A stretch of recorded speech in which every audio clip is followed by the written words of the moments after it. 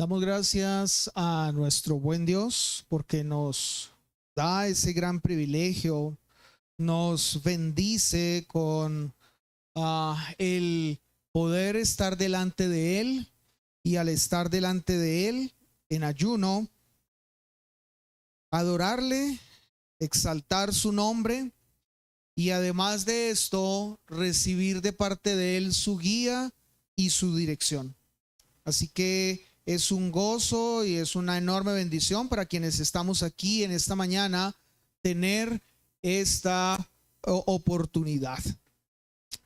Yo quiero invitarles a que en esta mañana y en este momento cada uno de nosotros disponga allí su mente, disponga su corazón para que sea el Señor por medio de su palabra hablando a cada uno de nosotros. Quiero pedirles que ustedes me acompañen orando.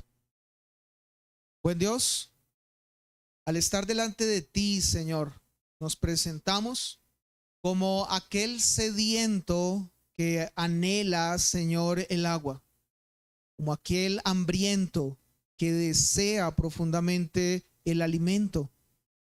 Señor, anhelamos, deseamos y rogamos, Señor, seas hablando hoy a nuestra vida a través de tu palabra, porque como iglesia lo necesitamos. Así que en tus manos, Señor, este momento, y a quien tú has dado la responsabilidad de predicar tu palabra. Amén. Bueno, yo quiero que empecemos considerando que si nos ponemos a mirar nuestras propias vidas, creo que todos podemos concluir en algo en lo que creo estaríamos de acuerdo. Y es que a diario nosotros tomamos muchas decisiones.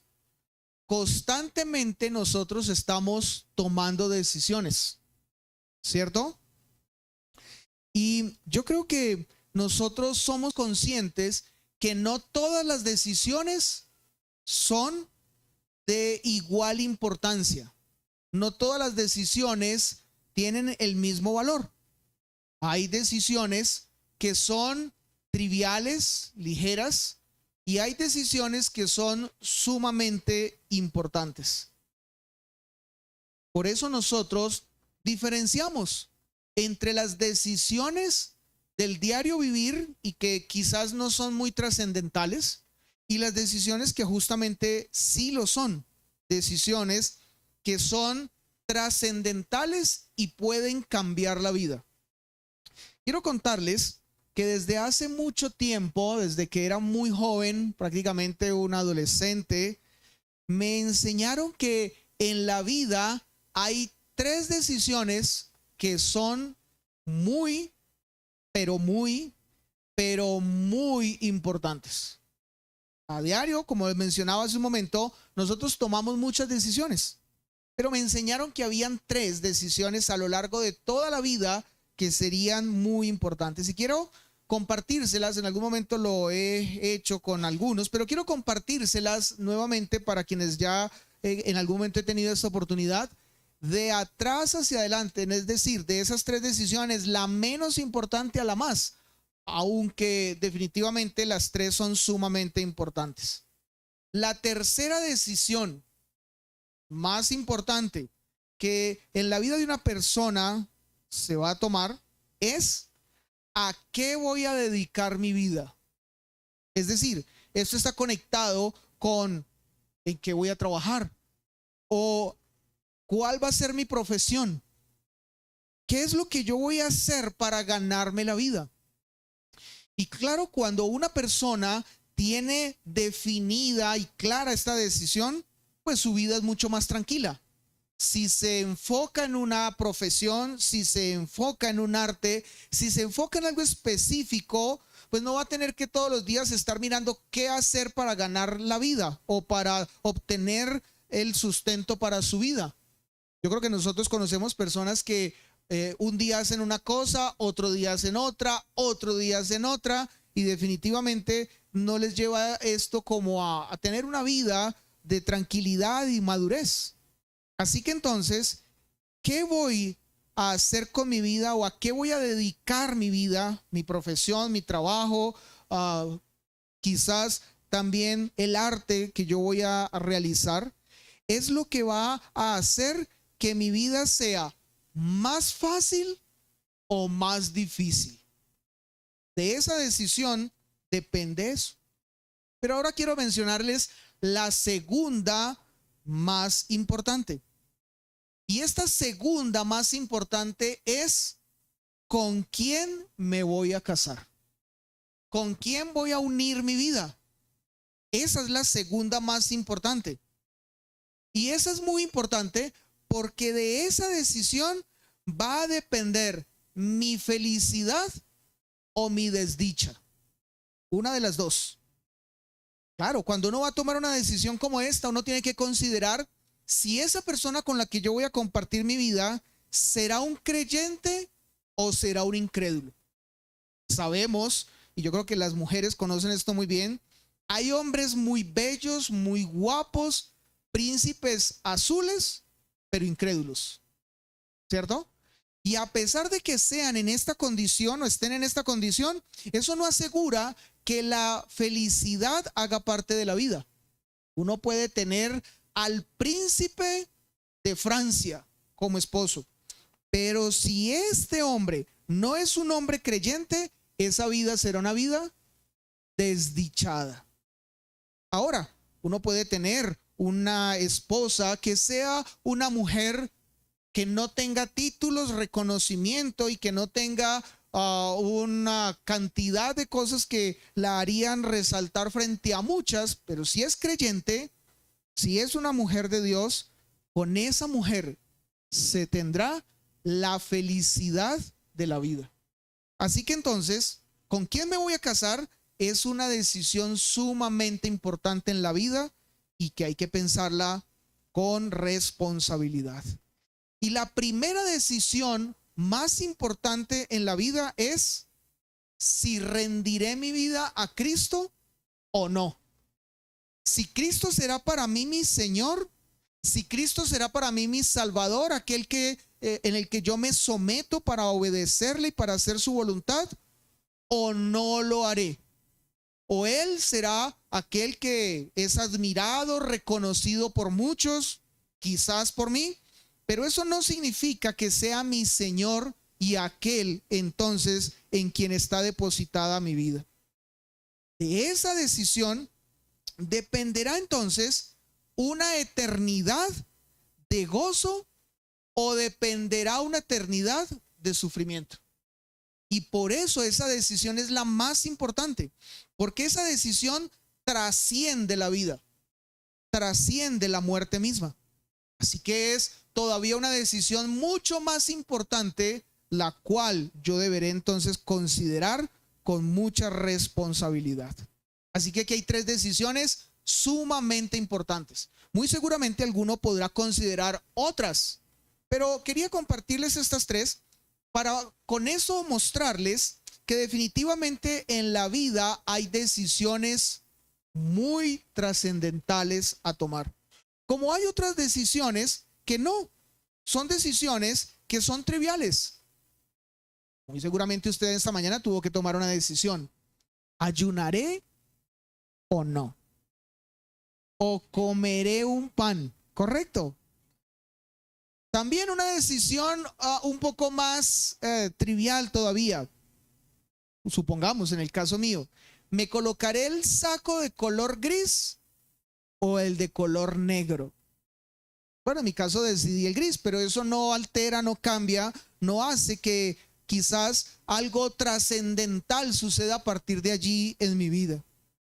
Hay decisiones entonces ligeras que no exigen mucho de nuestro pensamiento y de nuestra intención de asumirlas con responsabilidad, pero hay otras que tenemos que hacer un alto en el camino y asumirlas con toda la responsabilidad de la vida.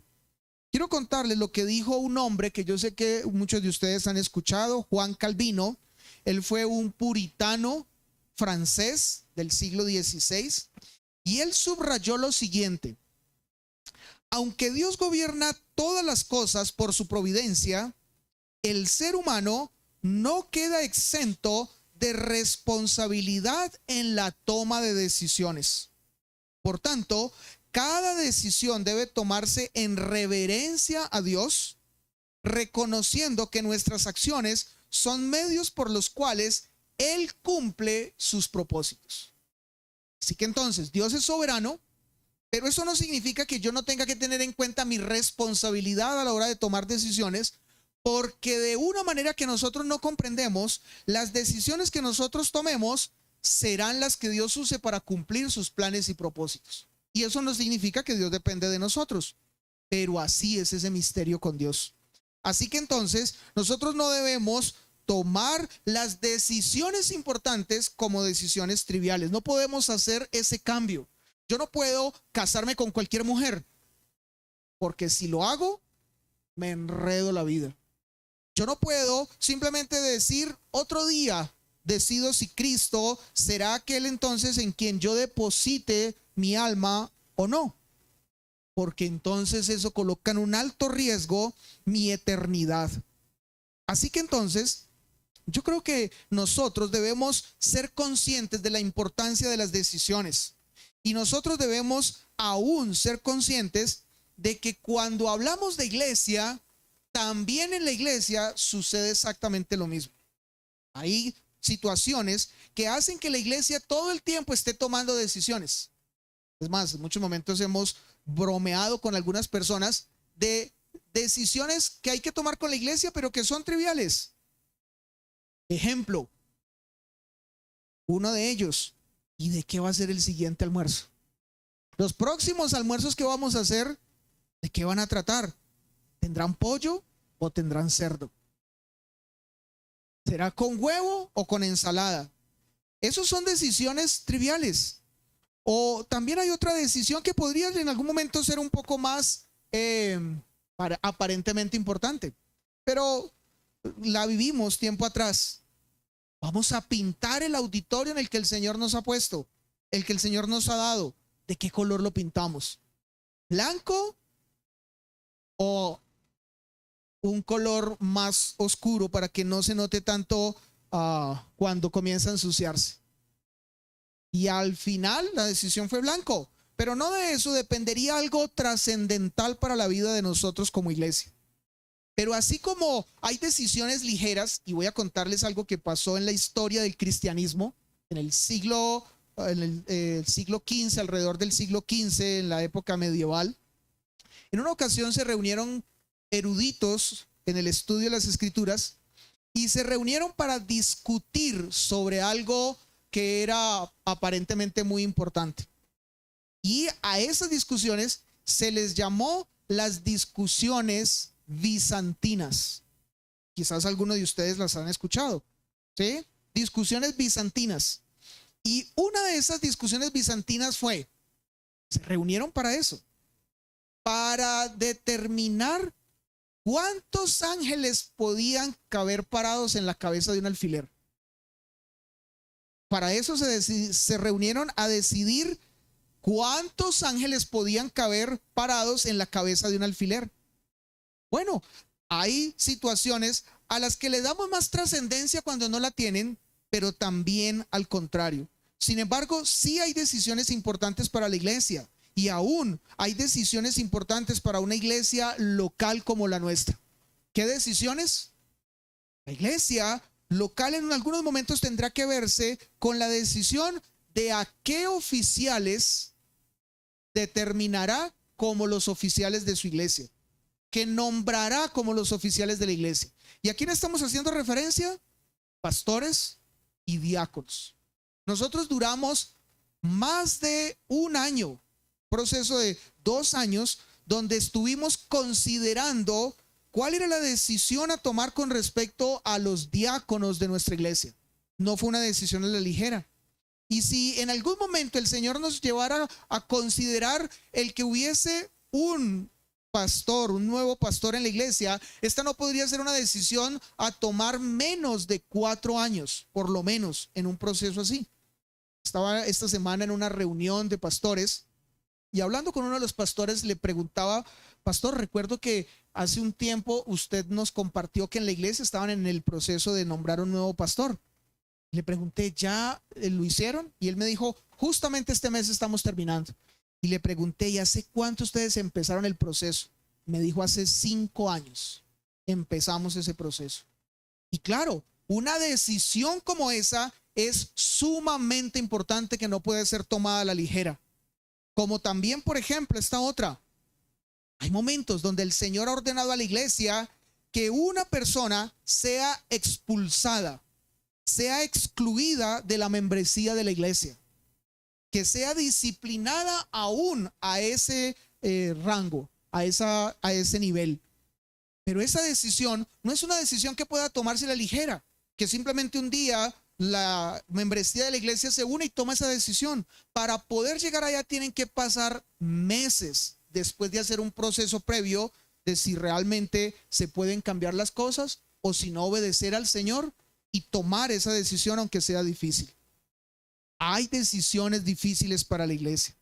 Y en este momento nosotros nos encontramos también en una circunstancia donde tenemos frente a nosotros una decisión sumamente importante. Una decisión que nosotros no podemos tomarla a la ligera ni bajarle su grado de importancia. ¿Cuál es? Dar nacimiento a una nueva iglesia.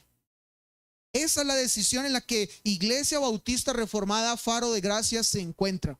Nos encontramos en el punto de si este es el tiempo, este es el año en el que el Señor ha determinado dar nacimiento a una nueva iglesia. Algunos de nosotros por emoción podríamos decir, claro que sí, la tarea de la iglesia trata con llevar el evangelio a otros lugares y que en otros lugares el mensaje sea conocido y allí se establezcan iglesias. Claro, eso suena muy bien y de una manera emotiva muy acorde a lo que muchos quisiéramos. Pero no nos corresponde a nosotros tomar decisiones por el Señor. La iglesia es del Señor y Él es el que determina lo que debe pasar con ella en cada momento. Así que, teniendo presente esa decisión tan importante que tenemos delante de nosotros, debemos entonces consultar al Señor. Yo quiero contarles lo que dice el catecismo de Heidelberg. Este catecismo enseña que la iglesia debe vivir para que todo lo que haga busque agradar a Dios y no a nosotros mismos. Esto implica que cada decisión, grande o pequeña, debe ser evaluada según la voluntad revelada en las Escrituras. Esto enseña ese catecismo. Y cuando nosotros miramos, por ejemplo, los cánones de Dort, ellos recuerdan que la gracia de Dios capacita al creyente y por ende a la iglesia para tomar decisiones correctas, pero también la responsabiliza por sus actos, especialmente cuando se aparta de la verdad. Ahora, esto no es solamente para la iglesia, sino también es algo para cada creyente que hace parte de la iglesia. Yo quisiera trasladar por un momento esto que estamos hablando a la vida de cada uno de nosotros. Cuando tú estás delante de una decisión importante a tomar en tu vida, que será trascendental y que la puede cambiar de una manera que a partir de allí fuera otra, ¿qué haces? ¿Cómo te presentas frente a esa decisión? ¿Qué haces para tomar esa decisión? Yo quiero pedirle que usted vaya pensando, porque hay muchos que esas decisiones las toman de esta manera. Cogen una moneda y dicen con cara, sí, y con sello, no, y al aire. Y lo que caiga. ¿Tú eres de esos? ¿Tomas decisiones de esa manera? Yo quiero invitarle a que usted considere que la decisión que como iglesia tenemos por delante y por la cual hoy estamos ayunando es una decisión que nosotros no podemos manejarla de esa manera. Debemos hoy preguntarle al Señor con una mayor intensidad si su voluntad es que este año establezcamos oficialmente la Iglesia Bautista Reformada Sublime Gracia en Soacha. Quizás de pronto algunos conocen poco de esta iglesia, Por eso permítame mencionarles algunas cosas de esta historia con esta iglesia. Para los que no saben, este trabajo inició hace 7 años atrás en Soacha, en un apartamento, en el apartamento de Henry y Joanna. Y hace 5 años, Henry tomó la decisión de comenzar a tener una formación teológica. Pero también hace 4 años, el Señor guió a que este grupo que se reunía en su apartamento, en la sala de su apartamento, saliera de allí y comenzara a estar en diferentes locales que hubo que ir cambiando por cuestión de diferentes razones, pero perseverando en el trabajo. Hace 3 años atrás, Henry comenzó un proceso de candidatura al pastorado, teniendo presente que este trabajo que se estaba desarrollando allí en Soacha exigía a alguien que debía estar allí pendiente de cada una de las personas que el Señor estaba llevando a que conociera el evangelio por medio de esta labor. Pero también este año la iglesia Sublime Gracia comenzó a reunirse los domingos en la mañana, cosa que el año pasado solamente lo hacía los domingos en la tarde. Y allí, a partir de ese momento, el promedio de personas que asisten a Sublime Gracia es 40 personas.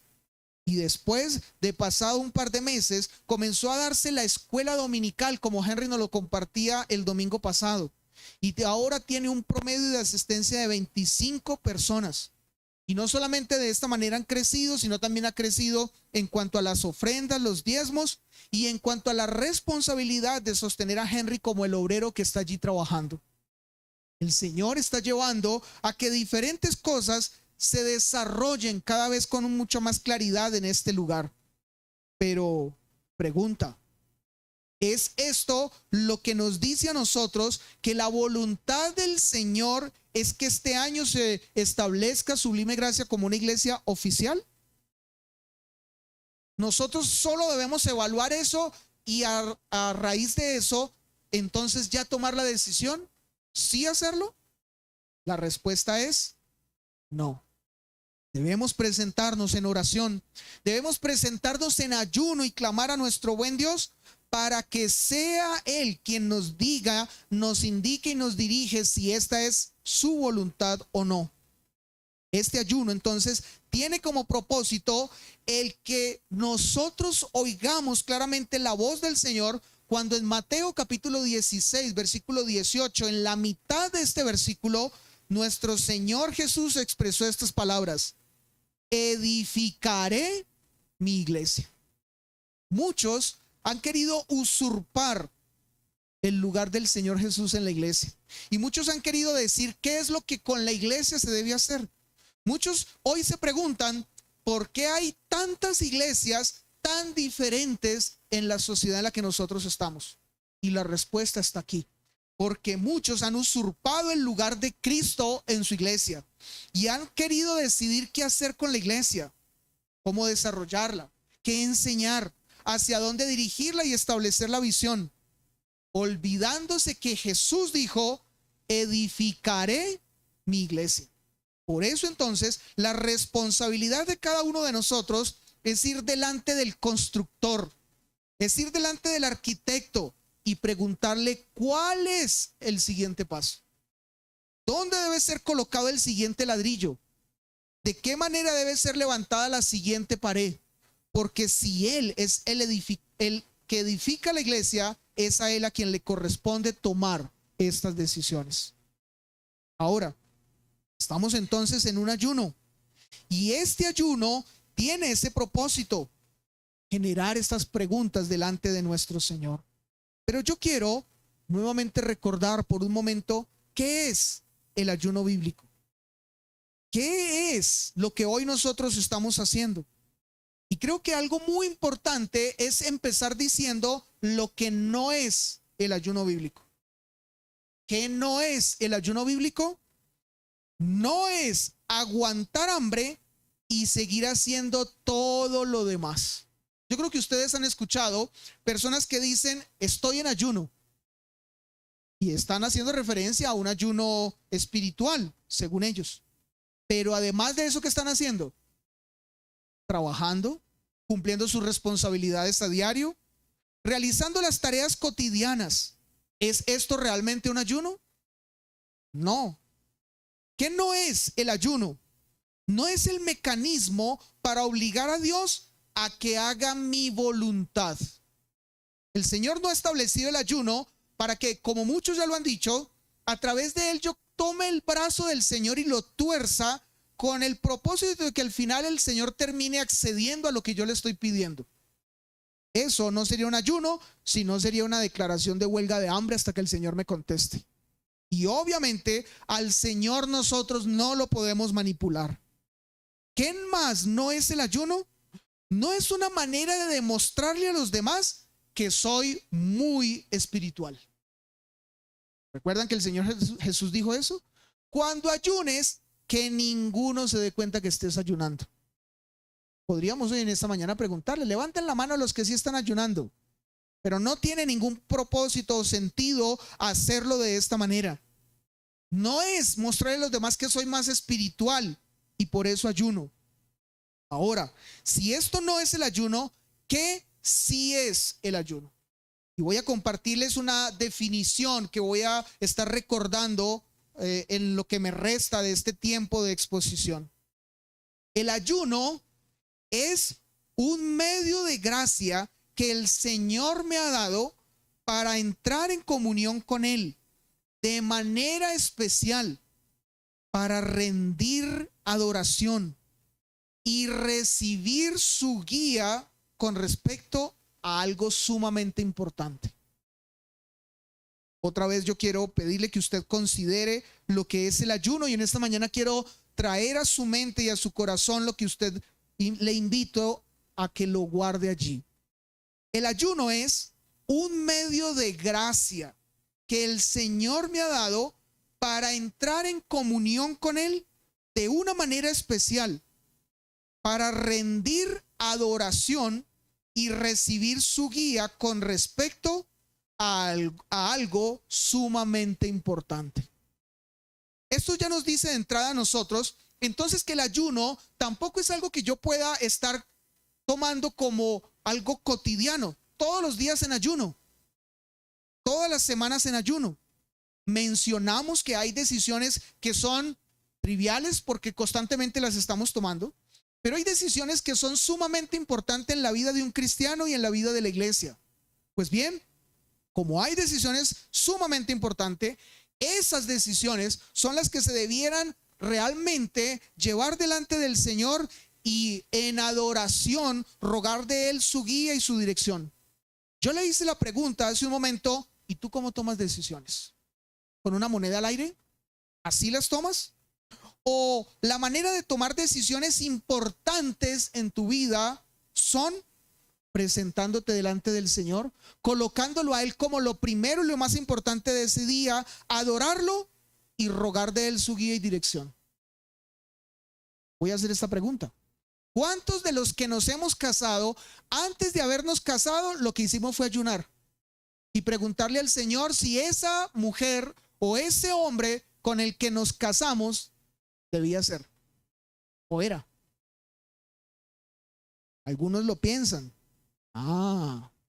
¿Será que esa decisión la consideramos a la ligera? Es más, para quienes han estudiado profesiones, ¿cuántos de los que han estudiado una profesión, antes de haber decidido sobre esa profesión, ayunaron y rogaron al Señor que fuera Él mostrándoles si esa profesión, o hablemoslo de un arte o un trabajo, fuera el que el Señor tenía para ellos determinado? Algunos sufren por causa de que justamente no le han dado el valor a decisiones como esas delante del Señor y las han tomado en sus propias fuerzas. Claro, de ahí en adelante la vida es luchas y desgaste. Pero si hiciésemos lo que el Señor nos hubiese mostrado claramente antes de tomar la decisión, todo sería mucho más fácil. Así que entonces debemos nosotros tomar las decisiones en serio y darles el valor que son, aún sabiendo de que si son muy importantes, presentarme en ayuno delante del Señor. No para que Él me diga de una manera audible lo que yo debo saber, o no con el propósito de que entonces Él haga lo que yo le quiero pedir. Señor, esta chica es la que me gusta y me quiero casar con ella, pues ayunaré hasta que me digas que ella es. Si no es, no te lo acepto. No, esa no es la manera como el Señor nos presenta en su palabra. Es la manera contraria a lo que realmente es el ayuno.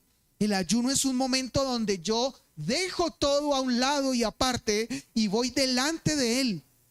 Y primeramente lo adoro. Y después de rendir una adoración a Él, como lo hicimos esta mañana en la parte inicial de este ayuno, ahora entonces clamo a Él rogando su guía y dirección para con esa situación importante que estoy viviendo en mi propia vida. Nosotros debemos entonces aprender que las decisiones importantes en la vida no las debo tomar en mis propias fuerzas. No debo asumirlas yo creyéndome el dueño de mi propia vida y creyendo entonces que soy más sabio que Dios. Por lo tanto, no necesito ni siquiera ayunar. Les invito a que no consideremos las cosas de esa manera. Habiendo dicho esto, vamos al texto de Hechos capítulo 13, versículos 1 al 3. Y vamos a mirar en este texto lo que este mismo texto, pasaje de la Escritura, nos enseña con respecto a dos grandes verdades sobre el ayuno. Hechos capítulo 13, versículos 1 al 3. Y escuchemos lo que dice la Escritura. Había entonces en la iglesia que estaba en Antioquía profetas y maestros: Bernabé, Simón, el que se llamaba Níger, Lucio de Cirene, Manaén, el que se había criado junto a Herodes el tetrarca, y Saulo. Y mayormente estaremos meditando a partir del versículo 2. Dice la Escritura: y ministrando estos al Señor y ayunando, dijo el Espíritu Santo: apartadme a Bernabé y a Saulo para la obra que los he llamado. Entonces, habiendo ayunado y orado, les impusieron las manos y los despidieron.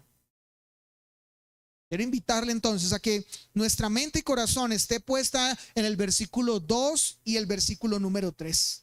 Y de estos dos versículos vamos a mirar dos grandes verdades con respecto al ayuno. Y anhelo, y es mi oración, que estas verdades no solamente tengan que ver con el proceso en el que nosotros estamos como iglesia y por el cual hoy estamos ayunando, sino que esto tenga que ver con nuestras propias vidas, con nuestras vidas cotidianas. Recuerde, así como la iglesia toma decisiones fundamentales, también usted y yo lo hacemos. Hay momentos en la vida donde tomamos decisiones fundamentales. No nos creamos más sabios que Dios, creyendo que las podemos tomar en nuestra sabiduría y no necesitamos ni siquiera ayunar. Ahora, ¿cuál es la realidad que nosotros hoy tenemos en medio de la sociedad cristiana en la que estamos?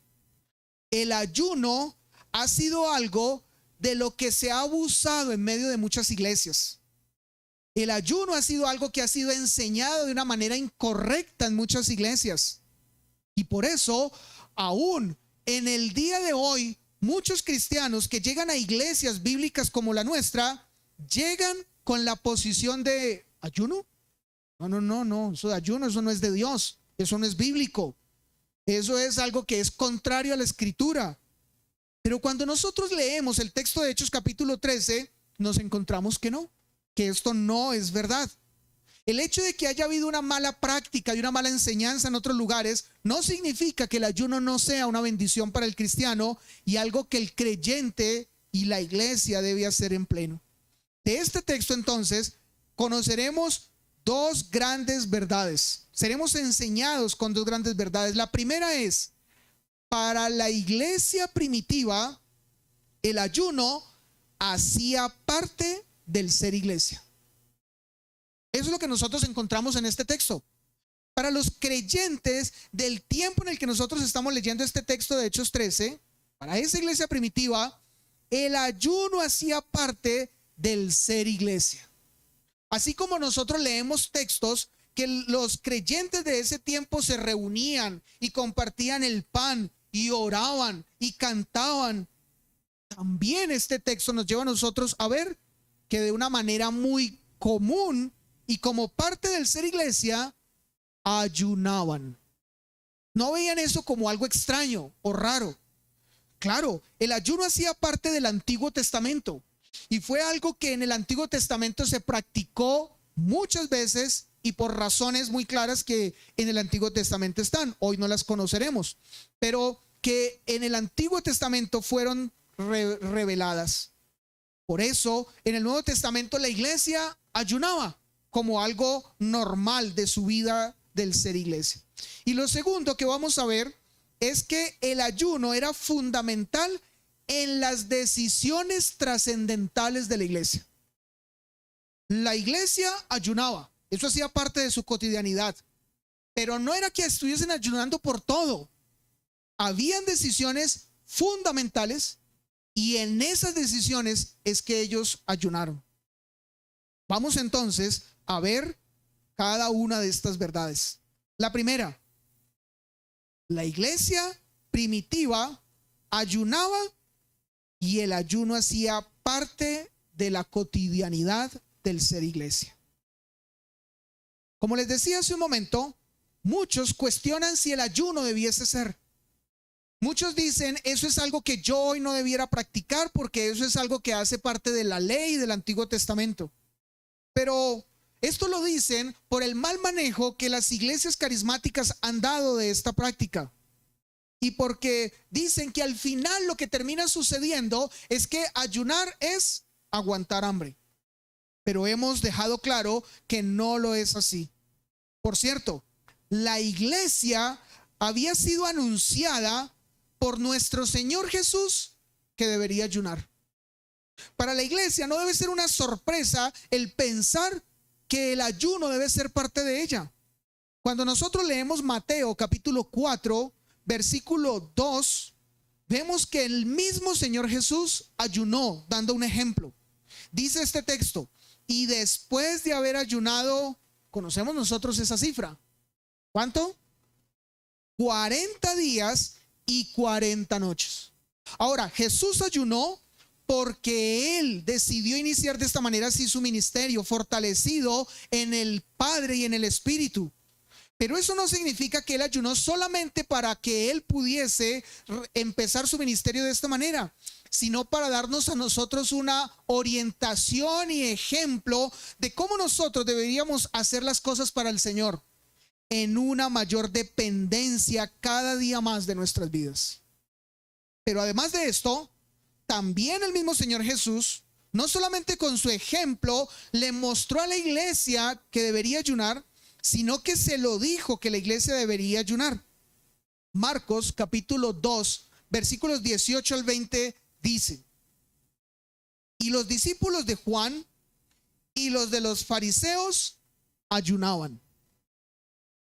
Y le dijeron, es una pregunta al Señor Jesús, ¿por qué los discípulos de Juan y los discípulos de los fariseos ayunan y tus discípulos no ayunan? Esa fue la pregunta para el Señor Jesús. Jesús les dijo, ¿acaso pueden los que están de bodas ayunar mientras está con ellos el esposo? Entre tanto que tienen consigo al esposo, no pueden ayunar. Con estas palabras, claramente el Señor Jesús estaba hablando de que mientras que Él estuviese con sus discípulos, no había necesidad de ayuno. No había necesidad de presentarse delante del Señor en un ayuno, porque por la bendición que ellos tuvieron, tenían a Jesús delante de ellos. Estábamos esta mañana en la clase con los adolescentes y estábamos hablando acerca de esto y planteábamos un ejemplo muy, creo, fácil de entender. Si un hijo está con su papá y lo tiene en su casa, ¿necesitará hacer uso del celular para comunicarse con él? La respuesta es no, porque fácilmente simplemente le habla y así el papá esté en la cocina, en la sala o en el cuarto, le escuchará y le responderá. Ahora, si su papá viaja a un lugar lejano, ¿podrá comunicarse con él de la misma manera? Él le puede hablar, pero no va a poder escuchar. Así que va a necesitar, y si estuviésemos usando el mismo ejemplo, algo así como el celular para poderse comunicar. Pues bien, trayendo esto a nuestra condición, Jesús le dijo a sus discípulos: mientras yo esté con ellos, ellos no necesitan ayunar. Pero cuando yo me vaya, necesitarán hacer uso de algo que los llevará a tener comunión, que los llevará a estar cerca, que los llevará a crecer en una dependencia y en una búsqueda de mí. ¿Y qué será eso? El ayuno. El ayuno hará parte de la vida de ellos cuando yo no esté. Y si nosotros pensamos claramente en la condición en la que nosotros hoy nos encontramos, la respuesta es que nosotros estamos en ese punto. Nosotros, hablábamos con los adolescentes esta mañana, no tenemos a Jesús físicamente sentado en una de nuestras sillas para acercarnos a Él y hacerle una pregunta y decirle: Señor Jesús, tu voluntad hoy es que Sublime Gracia sea establecida como iglesia. Si tú eres el dueño de ella, ¿es esa tu voluntad? No tenemos a Jesús con nosotros físicamente. Por eso, estas palabras entonces de Jesús en respuesta a esta pregunta se aplican para nosotros. ¿Cuál? Hoy es el tiempo en el que debemos ayunar. Hoy es el tiempo en el que debemos presentarnos delante del Señor para recibir de Él su guía y su dirección a esas decisiones trascendentales de nuestra vida. Ahora, el Señor Jesús también hizo una advertencia en esas palabras. Pero vendrán días, el versículo 20, cuando el esposo les será quitado, y entonces en aquellos días ayunarán. Esos son nuestros días. Eso es lo que a nosotros hoy nos corresponde. Esto es lo que el Señor Jesús, o a lo que el Señor Jesús estaba haciendo referencia. Llegaría un momento donde necesariamente tendríamos que ayunar. Si es así, ¿por qué entonces muchos de nosotros le huimos a una práctica? Muchos de nosotros le huimos a algo tan especial como el ayuno, a un medio de gracia como el ayuno. Es cierto que algunos tienen complicaciones en su salud y hay complicaciones en sus organismos cuando dejan de alimentarlos. Y aunque esto es verdad y es necesario tener en cuenta, no debemos nosotros olvidarnos que el ayuno es entonces un medio de gracia que el Señor nos ha dado para que nosotros lo usemos y lo pongamos en práctica en nuestras vidas, y de esa manera entrar en adoración con Él y recibir su guía y su dirección. Nuevamente yo quiero animarles a esto. Así como hoy la iglesia está en este punto de tener que decidir sobre Sublime Gracia, así ustedes y yo en nuestra vida cotidiana también nos enfrentamos a decisiones sumamente importantes. No hagamos a un lado el ayuno. No pensemos que este medio de gracia no es valioso o importante para nosotros, y no lo minimicemos en el decir que eso es aguantar hambre nomás, o no lo minimicemos en el decir que eso no es propiamente lo que debemos hacer, que también hay otras maneras de consultar y buscar la guía y dirección del Señor. Yo quiero que ustedes escuchen lo que dijo Richard Baxter, otro puritano inglés del siglo XVII. Él dijo acerca de la disciplina espiritual: mientras Cristo estuvo corporalmente con los discípulos, no había lugar para el ayuno, pero cuando fue quitado, el ayuno se convirtió en una práctica necesaria para sostener la fe en medio de su ausencia. Esto es algo entonces que nosotros necesitamos. Esto es algo que nosotros nos debe ayudar a recordar. No somos lo suficientemente inteligentes, no somos lo suficientemente capaces, no somos lo suficientemente sabios para tomar las decisiones por nuestra propia sabiduría, en nuestras propias capacidades. Necesitamos oír al Señor, y la manera es ir delante de Él en ayuno. Hechos, el texto que tenemos delante de nosotros, capítulo 13, en el versículo 2 iniciando, dice: ministrando estos al Señor, ¿y qué más? Ayunando es lo que dice el texto. Con esto es donde nosotros podemos encontrar que esta iglesia de Antioquía no vivía esta práctica como algo extraño. Esta iglesia vivía esta práctica como algo en su cotidianidad. No era como algunas iglesias, y aquí valdría la pena nosotros evaluarnos. A la hora de hablar de un ayuno, nadie aparecía. Todos huían. No, a la hora de hablar de un ayuno, esta iglesia se reunía gozosa y estaba junta delante del Señor para presentarse en este tiempo especial. Esta era la cotidianidad de esta iglesia, y por eso el apóstol Pablo dejó el registro de que así vivía esta iglesia de Antioquía. Ayunaban en medio de los momentos de más importancia para la iglesia. Pero esto no solamente era algo cotidiano para las iglesias, esto también fue algo cotidiano aún para la vida de los ministros y los siervos de Dios.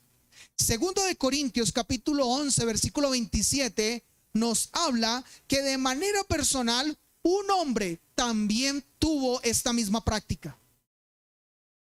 Dice segunda de Corintios 11, 27, en trabajos, fatiga y muchos desvelos, en hambre y sed, en muchos ayunos, en frío y en desnudez. ¿Qué encontramos nosotros en medio de ese versículo? Dice el apóstol Pablo, que es quien está hablando aquí, que la vida de él y la práctica de su ministerio la vivió en medio de muchas cosas, pero en medio de esas muchas cosas, una de ellas, y él la cataloga así, fueron muchos ayunos. Y es cierto que muchos de esos ayunos a él le tocó que vivirlos porque no tenía que comer. ¿Recuerdan ustedes que él naufragó siendo llevado a Roma? Y de camino a Roma, en ese naufragio hubo días en los que no pudieron comer, no porque quisieran, sino porque no había. Pero hubo otros, como los que leímos con la iglesia de Antioquía, que fue una decisión de presentarse delante del Señor y olvidarse de todo lo demás y ayunar y rogar al Señor la guía y la dirección de parte de Él. Y creo que hay muchos otros momentos que la Escritura no registra, pero que el apóstol Pablo citó de ellos muchos ayunos. Él no dijo 1, 2, 3, 5, 10. Él usó la expresión muchos ayunos. Nosotros como iglesia nos encontrábamos hace 2, 3 años atrás preguntándole al Señor quiénes eran los hombres que Él había determinado para que fueran los diáconos de esta iglesia. Y si usted tiene una buena memoria y para ese tiempo usted estaba aquí, en ese tiempo ayunamos. Y ayunamos varias veces rogando al Señor eso. Pues bien, hoy nos encontramos frente a otra decisión y volvemos a esta misma práctica, ayunar, porque necesitamos del Señor su guía y dirección. Pero permítame nuevamente hacerte esta pregunta de manera personal. ¿Tú ayunas? ¿Ves el ayuno como algo importante para tu vida al llegar a tomar una decisión sumamente valiosa para ti? Si no lo haces, la palabra del Señor nos llama a esto, a ayunar. Ahora, no olvidemos cuál es el propósito del ayuno. El ayuno, se los recuerdo nuevamente, es un medio de gracia que el Señor nos ha dado para entrar en comunión con Él de manera especial y para rendir adoración y recibir su gracia con respecto, y recibir su guía con respecto a algo sumamente importante. Yo creo que una cosa es cuando tú te presentas delante del Señor y puedes entender de Él cuál es su guía y dirección y tener calma y tranquilidad con eso. Estoy haciendo lo que el Señor me ha llevado a comprender y a entender que haga. Pero otra cosa es cuando yo tomo una decisión y me quedo con la pregunta: ¿será que era la voluntad de Dios? Ni le pregunté, ni le di espacio, ni aproveché el momento para hablar a Dios y preguntarle cuál era su voluntad. Yo creo que las condiciones son totalmente diferentes. Ahora, habiendo dicho esto, veamos la segunda verdad de este texto que tenemos delante de nosotros. El ayuno era fundamental en las decisiones trascendentales de la iglesia. Y podríamos decirlo de manera particular de esta iglesia de Antioquía. Nosotros nos hemos estado haciendo una pregunta: ¿ayunamos? ¿De qué manera nosotros practicamos esto? ¿O no lo hacemos y lo que hacemos es tirar monedas al aire para tomar decisiones? ¿Tú lo haces? Te invito a que lo hagas, pero también te invito a que cuando lo hagas, no lo hagas a la manera de Gedeón. ¿Recuerdan cuál fue la manera de Gedeón? Hay muchos muy bíblicos que lo que hacen es argumentar la manera de cómo debiesen hacerlo. ¿Cuál era la manera de Gedeón? Gedeón dijo: si amanece el vellón mojado y todo seco, es tu voluntad. Pero confirmemos un poco más esto. Si nuevamente el vellón amanece seco y todo mojado, es tu voluntad. ¿Será esa la manera como un cristiano debe tomar decisiones? Yo lo he planteado de esta manera y lo he compartido con algunos de esta forma. Si se dan las cosas, es la voluntad de Dios. O sea, si tú comienzas a hacer algo, a caminar en pos de algo, y las puertas se abren, como muchos lo llaman de esa manera, es porque es la voluntad de Dios. No hay la posibilidad de que de pronto las puertas se abran y no sea la voluntad de Dios. O al contrario, puede ser que las puertas se cierren y eso significa que no es la voluntad de Dios. Yo creo y he visto momentos en los que el Señor, a pesar de que las puertas se cierran, está mostrando que esa es su voluntad. Así que yo no puedo ser como Gedeón pensando de que esa es la manera de tomar decisiones. Hechos capítulo 13 versículo 2 nuevamente nos dice: ministrando estos al Señor, es decir, sirviendo, trabajando, haciendo la tarea en medio de la iglesia, pero además de eso, ayunando, dijo el Espíritu Santo: apartadme a Bernabé y a Saulo para la obra que los he llamado. ¿Creen ustedes que la iglesia primitiva les sucedió esto por sorpresa? ¿Creen ustedes que la iglesia primitiva no sabía que el plan del Señor era que el evangelio fuera llevado a muchas otras partes?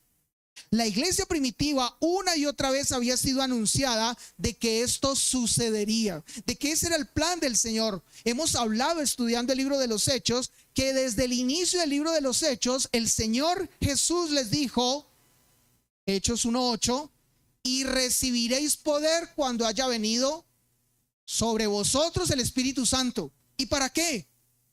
Para ser testigos desde Jerusalén hasta el fin del mundo. La iglesia primitiva ya sabía esto y sabía que esto hacía parte del plan de Dios. Así que ellos estaban ayunando, pero su ayuno no era por algo trivial. No era algo porque estaban decidiendo de qué color pintar el lugar donde se reunían. O no estaban decidiendo qué tipo de almuerzo harían la siguiente vez que tuvieran un momento para compartir. Ellos sabían que Dios tenía un plan, el cual era llevar el evangelio a muchos otros lugares. Por eso estaban ayunando. Y en ese momento, cuando estaban ayunando, recibieron la respuesta del Espíritu. ¿Cuál fue? Apartarme a Bernabé y a Saulo para la obra que los he llamado. Bernabé y Saulo eran hombres sumamente importantes en esta iglesia de Antioquía. Ellos habían ya llegado a esa iglesia más de un año atrás. Escuchen lo que dice Hechos capítulo 11 versículo 25 y 26. Después fue Bernabé a Tarso para buscar a Saulo, y hallándole le trajo a Antioquía, y se congregaron allí todo un año con la iglesia y enseñaron a mucha gente, y a los discípulos se les llamó cristianos por primera vez en Antioquía. Y quiero llamar su atención al leer este texto de esta manera. Bernabé y Saulo eran tan importantes en esta iglesia de Antioquía, o lo fueron en esta iglesia de Antioquía, que llevó a esta iglesia a que adquirieran una identidad, a que ellos fueran relacionados con alguien de una manera directa y clara. ¿Con quién? Con Cristo. A partir de allí, a raíz de la enseñanza, del trabajo, del servicio de estos dos hombres, las personas que comenzaron a conocer a quienes eran escuchas de este mensaje de estos hombres, comenzaron a relacionarlos con Cristo. Y por eso a partir de ese momento comenzaron a llamarlos cristianos. Así de importante era el estar Bernabé y Saulo en la iglesia de Antioquía. Pero había un plan superior. Había algo mayor que el Espíritu tenía en sus planes.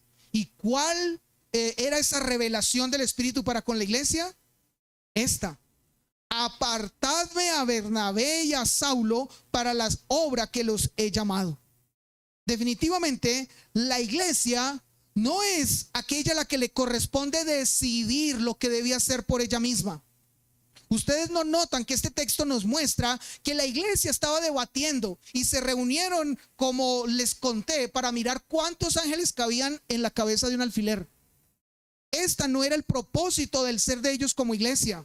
Esta iglesia no se había reunido para mirar entonces qué hacer cada día en su cotidianidad. Esta iglesia se estaba reuniendo para saber cuál era su plan, el plan y propósito del Espíritu Santo, y cómo seguir llevando adelante el que el evangelio fuera conocido en muchos más lugares. Y en respuesta a esto fue que el Espíritu dijo: apartadme a Bernabé y a Saulo para la obra que los he llamado. Ahora, alguno diría: tuvieron la respuesta de lo que ellos estaban clamando, así que ya no hay razón más para seguir ayunando. Pero cuando nosotros leemos el versículo 3, encontramos lo contrario. ¿Qué es lo que encontramos al inicio del versículo 3? Entonces, habiendo ayunado y orado. Otra vez. No fue que ellos dejaron esta práctica a un lado y dijeron: ya entendemos o conocemos la voluntad del Señor, ya, hasta aquí debemos tener esta práctica. No, porque es que conocer la voluntad de Dios, aunque es algo difícil y complejo, no es lo más difícil y complejo. ¿Qué es lo más difícil y complejo con respecto a la voluntad de Dios? Hacerla, practicarla, llevarla entonces a la decisión. Ahora, yo creo que nosotros debemos cada vez más dar el valor a lo que es el ayuno y saber que no solamente lo necesitamos para conocer la voluntad del Señor, sino también para tomar de las fuerzas para hacerlo. Miren lo que dice Lucas capítulo 2 versículos 36 al 38. Cuenta aquí la historia y el momento de una mujer. Dice: estaba también allí Ana, profetisa, hija de Fanuel, de la tribu de Aser, de edad muy avanzada, pues había vivido con su marido 7 años después de su virginidad, y era viuda hacía 84 años. ¿Cuánto es eso? Más de 8 décadas, obviamente. Y no se apartaba del templo, sirviendo de noche y de día. Y además de eso, ¿qué más hacía? Con ayunos y oraciones. Esta mujer, de acuerdo a lo que nos cuenta el texto, entendió que su vida debía ser una vida dedicada y consagrada completamente al Señor. Pero una cosa es saber que ese es el plan de Dios para mi vida, y otra cosa muy diferente es vivirlo, hacerlo. Y esta mujer duró 84 años dedicando su vida al servicio del Señor en el templo. Y uno se pregunta: ¿y cómo se tiene la capacidad para llegar a hacer algo como esto? El texto nos dice: porque esta mujer ayunaba. Porque esta mujer vivía una práctica que siempre fue la que la sostuvo y la llevó a permanecer firme en este propósito. Thomas Watson, otro puritano también inglés del siglo XVII, decía esto, haciendo referencia a lo que es el ayuno, pero al entender de que no es solamente dejar de comer. Escuchen, él decía: el ayuno sin oración es como un cuerpo sin alma. Ayunar no es solamente dejar de aguantar hambre. Como nos lo muestra Ana, El ayunar hacía parte de la vida de servicio día a día con ella en la iglesia. Y además de eso, sus ayunos los componían las oraciones. Así que todo aquel que deja de comer y sigue haciendo lo demás y a eso lo llama ayuno, eso no es ayuno, eso es una aguantadera de hambre. Eso no es ayuno, eso es una estrategia para adelgazar. Y muchos las hacen, especialmente las mujeres. Juan Calvino dijo: el ayuno en sí no es nada, sino en cuanto está dirigido a otro fin, porque es un medio para humillar nuestra alma delante de Dios, para mortificar la carne y para prepararnos mejor a la oración. Así que entonces nosotros debemos tener claro: dejar de comer por dejar de comer no vale absolutamente de nada. Pero dejar de comer y orar y servir al Señor y honrarle a Él con lo que cada día Él ha demandado de nosotros, como por ejemplo ir a la Escritura y estudiarla y escudriñarla, es lo que realmente nos llevará a comprender y a entender cuál es su voluntad. No olvidemos que el propósito del ayuno es tener una comunión con Dios de una manera especial, donde los afanes de la vida no nos lo permiten. Usted no puede pensar en que tiene una comunión especial con Dios cuando está trabajando y pensando en todas las obligaciones que tiene en el trabajo, o cuando usted está haciendo cosas por su familia y está pensando en todas las situaciones que tiene que resolver con ella.